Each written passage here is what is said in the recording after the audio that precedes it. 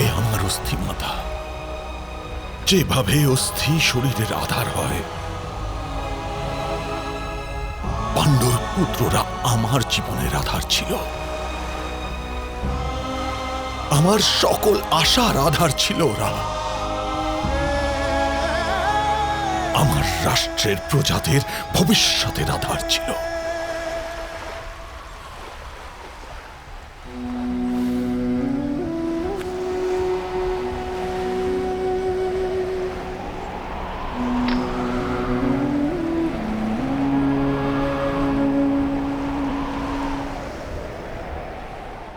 মার চোখের দুই তারা, এক স্নেহের দুই ধারা, বন্ধনে না ভাঙে না গড়ে।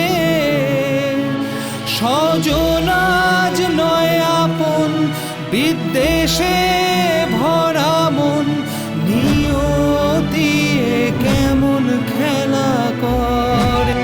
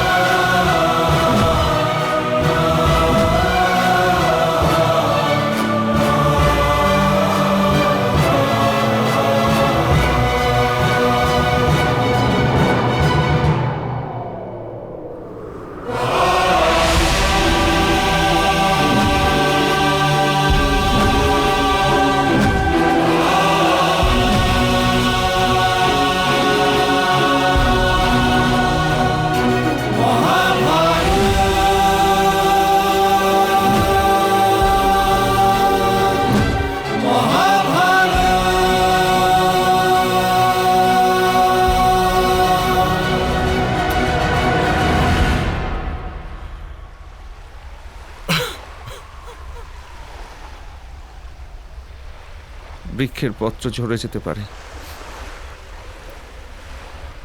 কিন্তু তার শিকড় কিছুতেই মুক্তি পায় না। আপনি তো ধর্মবৃক্ষের শিকড়, তাতশ্রী। আপনার মুক্তি কিভাবে হতে পারে?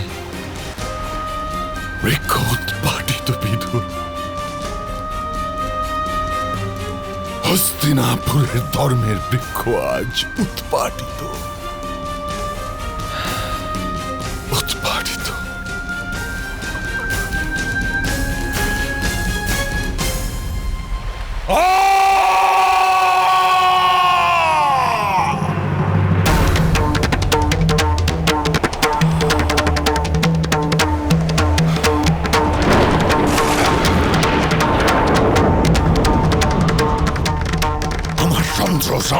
দগ্ধ হচ্ছে ক্রোধ আর হতাশায়। আমার মনে হচ্ছে ভগবান পরশুরামের মতো মারণাস্ত্র তুলে কুরু বংশেরই বিনাশ করে দিই। দুর্যোধন আর তার ভ্রাতাদের এমন দণ্ড দেই যেন জন্ম জন্মান্তর পর্যন্ত তারা এই পাপের জন্য প্রায়শ্চিত্ত করে।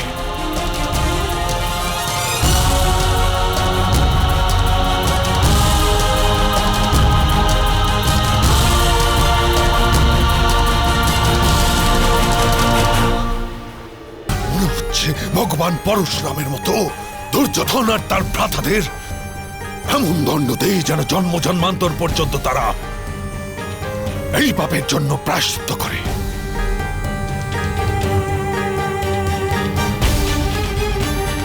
কিন্তু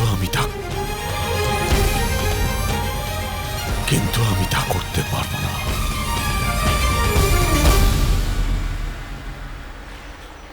আজ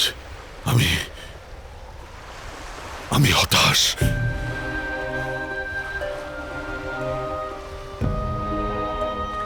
সন্তান যদি পাপীও হয়, তবু আপন হাতে তার বিনাশ করা যায় না।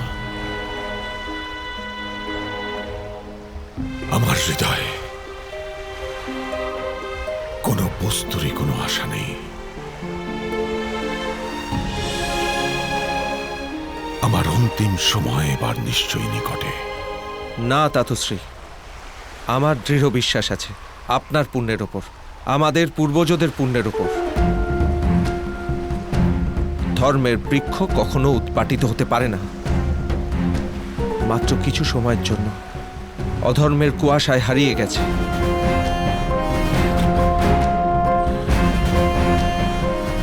কিন্তু সময় হলে সেই কুয়াশা অতি অবশ্যই কেটে যাবে তাতশ্রী, আর সেই বৃক্ষ আবার সবাই দেখতে পাবে। কিভাবে কিভাবে বিদুর, কিভাবে? আমার এই আশঙ্কা হয়েছিল তাতশ্রী, যে দুর্যোধন আর কান্থার রাজ শকুনি মিলে কোনো ষড়যন্ত্র করেছে বারানবতে।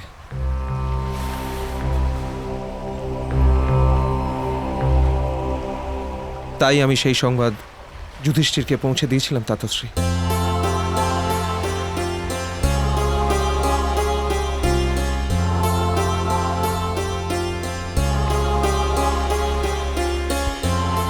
তার মানে কি পাণ্ডুপুত্ররা জীবিত? অবশ্যই জীবিত থাকবে তাতশ্রী। সূর্যকে রাহু কিছু সময়ের জন্য গিলে ফেলতে পারে, সর্বদার জন্য নয়।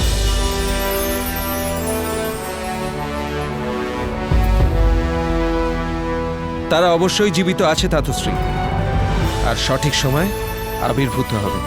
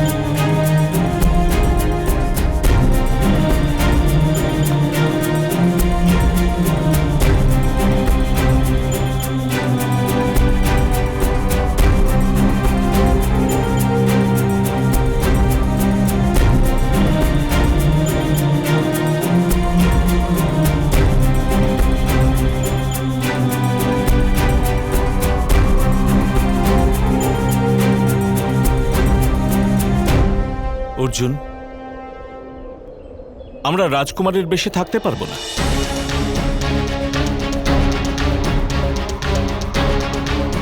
আমরা জীবিত এই সংবাদ যদি হস্তিনাপুরে পৌঁছয়, তবে নিশ্চয়ই আমাদের খোঁজ করা হবে।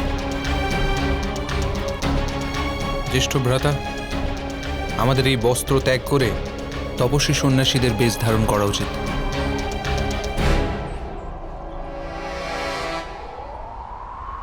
যথার্থ প্রস্তাব। আমরা ব্রাহ্মণ আর ঋষিদের বেশ ধারণ করে পশ্চিম দিকে যাত্রা শুরু করব। কিছুদিন পশ্চিম দিকে যাত্রা করার পর আমরা সেই স্থানে পৌঁছব যেখানে পিতাশ্রী আর মাতা মাদ্রির স্মৃতি জড়িত।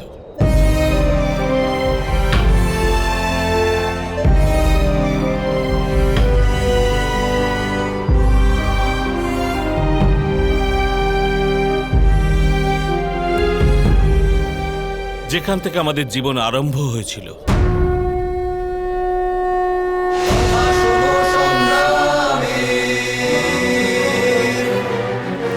বিশ্বের কল্যাণে ধর্ম ধর্ম অনাদি অনন্ত, সত্য অসত্য কলুষ কলঙ্ক, কথা শোনো স্বার্থের পরমার্থে।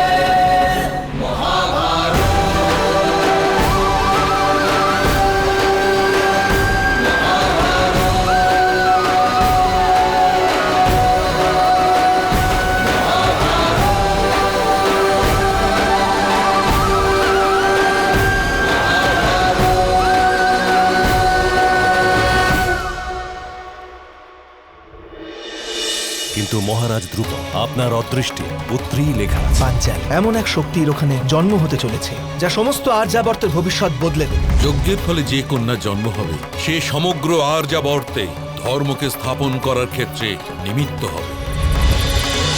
মহাভারত